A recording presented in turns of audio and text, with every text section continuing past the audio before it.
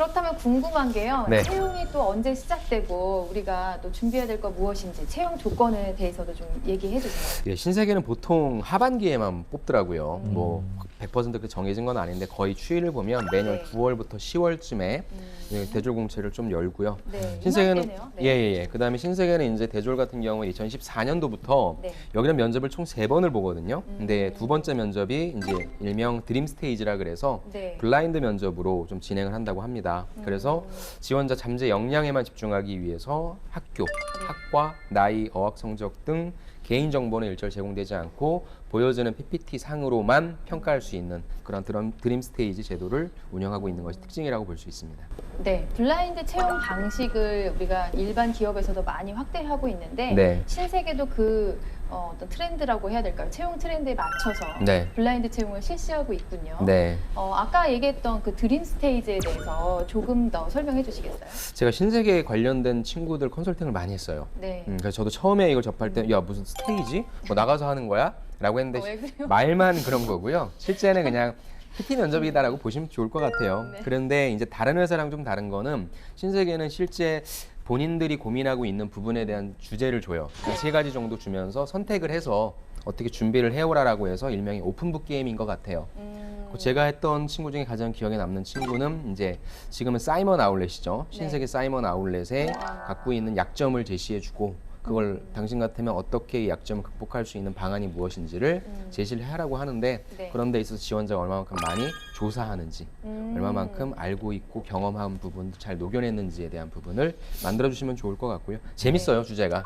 뭐 동떨어진 부분이 아니라 내가 직접 진짜 관심 있는 사람이라면 준비할 만한 주제니까 만약에 여러분들이 2차 드림 스테이지를 가신다면 멋지게 역량을 일주일 정도 시간이 있으니까 발휘하시면 될 것 같습니다. 그러면 드림 스테이지 좀 관심이 많고 준비를 좀 잘하고 싶을 것 같은데 좀 성공적으로 할 수 있는 팁을 좀 알려주시겠어요? 뭐 제가 뭐 크게 뭐 성공을 시킬 수 있는 건 아니겠지만 왜 갑자기 작아지셨어요? 네, 좀 말씀드리자면 저는 이런 주제가 되게 재밌어요. 네. 사실 이런 문제를 같이 좀 푸는 걸 굉장히 맞아요. 좋아합니다. 네, 네.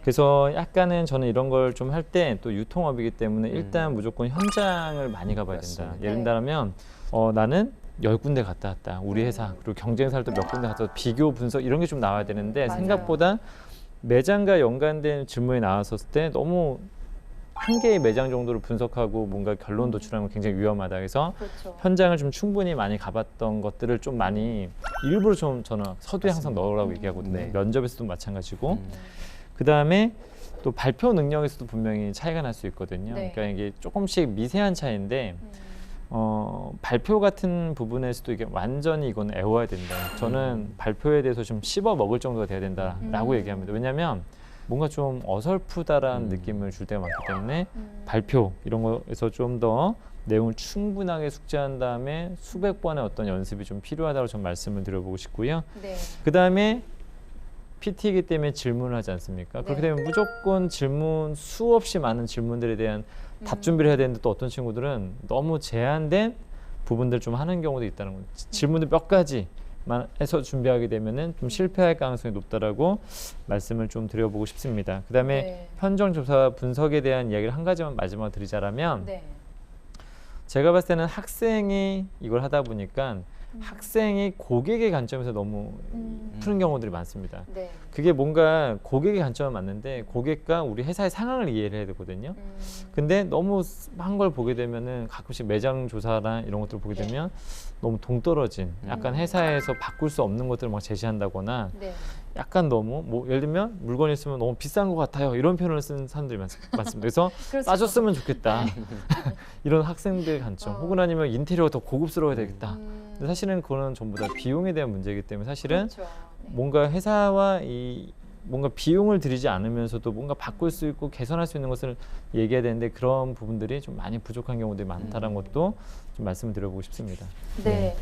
자료 준비하는데 좀 많이 도움이 될 것 같아요. 일단 저도 동의하는 부분이 그 현장 방문이거든요. 네. 신뢰도와 타당도를 높이려면 그쵸. 일단 데이터가 많아야 되는데 뭐 집 앞에 동네에 그렇죠. 가장 한 곳, 뭐 내가 즐겨 찾던 한 곳, 요거는 본인에게만 의미 있는 거지. 그렇죠. 회사한테는 전혀 그렇게 큰 의미는 아니거든요. 그 그렇죠. 부분을 좀 잘 생각을 해주셨으면 좋겠습니다. 맞습니다.